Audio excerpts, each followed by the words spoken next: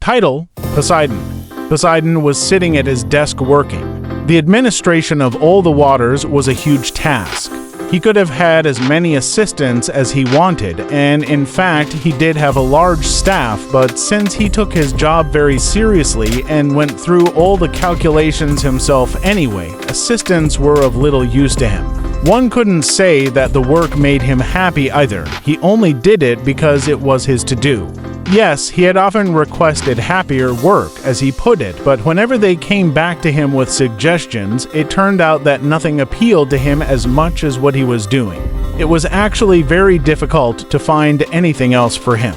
It was hardly possible to put him in charge of a particular sea, quite apart from the fact that the calculations involved were no less onerous, just more trivial, since Great Poseidon was only ever in line for an executive post.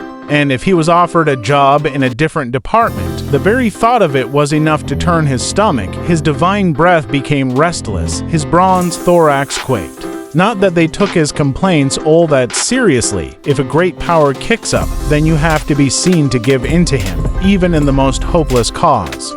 No one seriously thought of having Poseidon removed from office. He had been god of the seas from the beginning of time and would have to remain such. The thing that most angered him, and this was the principal cause of his unhappiness in his job, was when he got to hear what people thought it involved, that is, forever parting the waves with his trident. And when all the time he was sitting at the bottom of the ocean up to his ears in figures, the occasional visit to Jupiter was really the only break in the monotony. A visit, moreover, from which he usually returned in a towering bad temper. He hardly ever clapped eyes on the seas, only fleetingly on his hurried way up to Olympus, and he had never sailed them as such. He tended to say he was waiting for the world to end first, because there was bound to be a quiet moment just before the end when he had signed off on his last calculation and would be able to take himself on a little cruise somewhere. The moral of the story: the only thing more insane than the modern office workplace is what we make of it. Too often, it's our ego that's keeping us from walking away. In the next video will also be